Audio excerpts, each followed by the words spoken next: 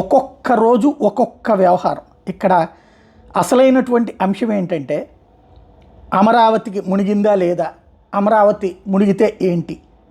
ఇప్పుడు ఆ చర్చ ఎవరికి అవసరం లేదు. ఎందుకంటే అమరావతి అన్నటువంటి ప్రాంతానికి సంబంధించినటువంటి ఇష్యూలో చాలా క్లియర్. అక్కడ నీళ్లు నిలబడతాయి. కొండవీటి వాగు ఇంకా బుడమేరు 13 ఏళ్ల తర్వాత వచ్చింది. కొండవీటి వాగు ప్రతి ఏడాది 2 సార్లు బొంగుతూనే ఉంటుంది. దానికి శాశ్వత పరిష్కారం కావాలా. కరువు వస్తే తప్పించి కొండవీటి వాగుకి ఎప్పుడు పొంగకుండా ఉండదు, పొంగినప్పుడు ఊళ్ళలోకి రాకుండా ఉండదు. కాకపోతే ఇప్పుడు విజయవాడలో బుడమేరు ప్రాంతం అంతా కూడా బుడమేరు వాటర్ ప్రవహించే రూట్లన్నీ కూడా కాలనీలు ఊళ్ళు వచ్చేసినాయి. కాబట్టి అక్కడ మనకి తెలిసింది ఇప్పుడు. ఇన్నేళ్ళకి తెలియలేదు, 13 ఏళ్ల క్రితం వచ్చినటువంటి వరదలు. అదే అమరావతి వచ్చేటప్పటికి అంతకుముందు అమరావతిలో ఎప్పుడు ప్రతి ఏడాది వరద వస్తూనే ఉంటుంది.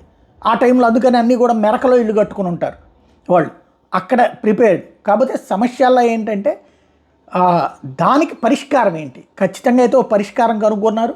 అది దాదాపుగా ఒక 5-6 చెరువు రిజర్వాయర్ల లాగా భారీ ఎత్తున లోతైనటువంటివి కట్టి అక్కడ నీళ్లు నిల్వ ఉంచేటట్టు. అంటే ఇప్పుడు కొండవీటి వాగు నుంచి ఎంత వాటర్ అయితే వస్తుందో ఆ వాటర్ని లెక్క కట్టారు. ఇంతవరకు హయ్యెస్ట్ కొండవీటి వాగు వాటర్ ఎంత వచ్చిందో అంతకంటే ఇంకొక 10 క్యూసెక్కులు నీళ్లు ఎక్కువ నిలబడేటటువంటి విధంగా అంత రిజర్వాయర్. మిగతాది ఎట్లాగూ ఇటు పక్కన ఎత్తిపోసేటటువంటి కార్యక్రమం ఆల్రెడీ పెట్టారు. ఎత్తిపోయడం అన్నటువంటిది జరుగుతూ ఉంది.